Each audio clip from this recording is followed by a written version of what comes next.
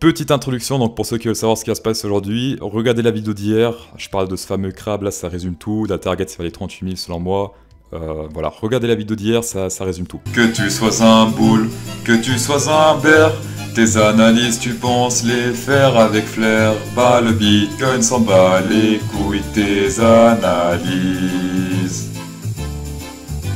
Aujourd'hui dans le bitcoin se pète une fois de plus la gueule, beaucoup de gens sont en panique, ils disent ouais j'ai acheté le dip et ça crache encore plus, qu'est-ce qu'il faut faire crypto sauce? Vous en faites pas, je vais vous aider sur le long terme, comment investir sur le long terme et pas simplement acheter chaque dip bêtement, parce que si on achète par exemple le dip ici, les deux bougies rouges ici, bim, ça crache encore plus.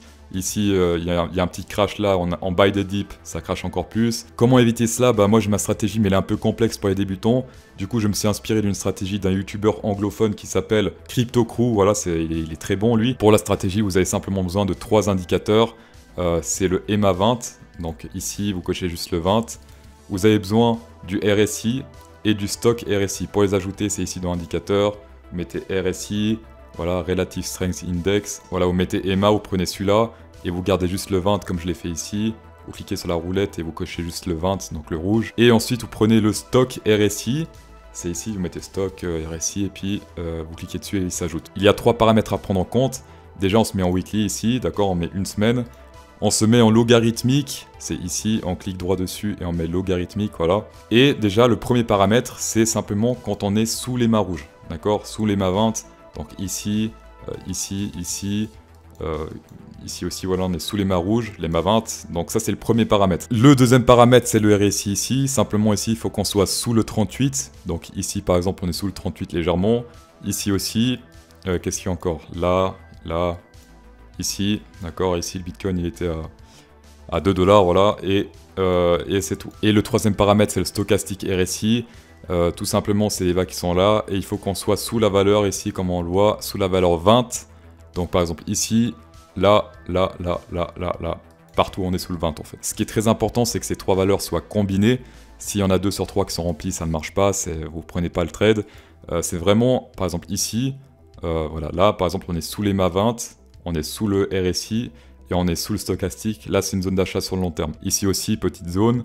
Ça c'était lors du crash Covid. On est sous les mâts 20, on est sous le RSI, on est sous le stochastique. Ici en 2014 on est sous le EMA, sous le RSI et sous le stochastique. Ici c'est une entrée jusqu'à là, d'accord. Ceux qui ont acheté par exemple ici, ils vont dire « Ah merde, putain, j'ai perdu 55%, fait chier ». Sauf que si t'attends quelques mois de plus, parce que je vous rappelle que cette vidéo c'est pour du long terme et pas du court terme scalping daily ou je sais pas quelle connerie, bah simplement, ok, là t'as fait moins 55% par rapport à ta mise d'entrée. Par contre, si t'attends quelques mois de plus, hop, on monte, et on est sur du 5300%. Et ça, c'est par rapport à ton prix d'entrée, pas par rapport à ta perte. Voilà, ici, c'était en 2011, on achète pile poil le bottom et après to the moon, hein, tout simplement. C'est très important que les 3 soient combinés. S'il y en a un qui respecte pas la règle, bah vous achetez pas. La question que tout le monde se pose, faut-il investir aujourd'hui? Eh bien, regardez, ici, on est au-dessus de l'EMA 20, ici, on est au-dessus du RSI, et ici, on est au-dessus du stochastique.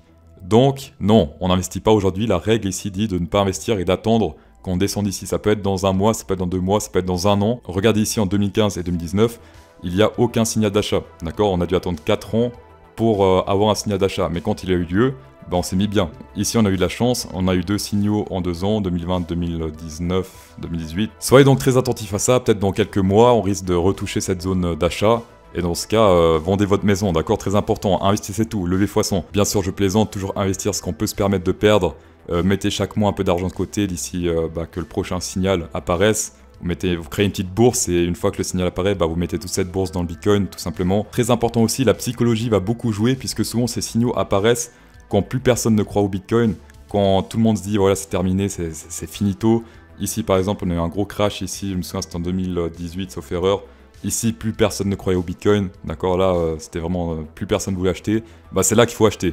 Ici, on a eu le crash Covid, tout le monde s'est dit, ça y est, l'économie c'est terminé, ça vaut plus la peine, c'est fini, et après, bim, on est remonté. Ces zones d'achat sont souvent des zones où plus personne ne croit au Bitcoin. Ici, il y a encore trop de monde qui se dit, ouais, ça va monter beaucoup plus, ou ça va crasher beaucoup plus. Il y a trop d'indécision, tant qu'il y a de l'indécision, le prix risque de chuter. Voilà, tout simplement. Pour investir du Bitcoin, ça se passe sur Bybit, sur Fimex ou sur Binance, jusqu'à 600 $ de coupon bonus sur Bybit. Plus 100 $ si vous déposez 0,1 Bitcoin, voilà.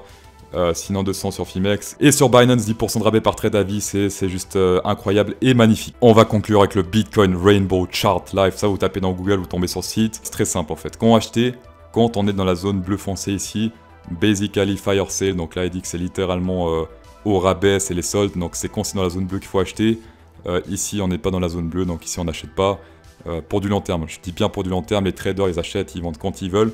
Mais ceux qui veulent investir sur du long terme, ils achètent ici dans la zone bleue, voire dans la zone un peu verte ici, d'accord? On surveille la zone bleue, mais aussi les zones de halving ici, comme on peut le voir. Ici, il y en a 4, donc en 2013, 2017, 2020, il y en avait une.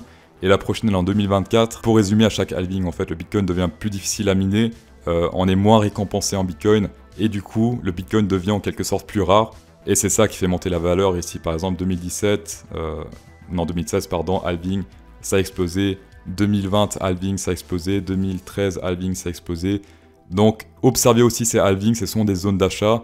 Si ça corrèle avec la zone bleue ou avec une zone d'achat avec nos signaux d'avant, bah dans ce cas, all-in quoi. Bien sûr, ne faites pas all-in, hein, mettez seulement dans le Bitcoin l'argent que vous avez de côté, très important. C'est tout ce que j'avais à dire pour les débutants, donc j'espère que ça vous a vraiment aidé. Si ça vous a aidé, mettez un pouce bleu, ça fait extrêmement plaisir, ça... Abonnez-vous à la chaîne CryptoSauce pour ceux qui s'intéressent au trading. Je fais tous les jours des vidéos trading, 4 heures, daily, voilà. Et comme d'habitude, bonne soirée.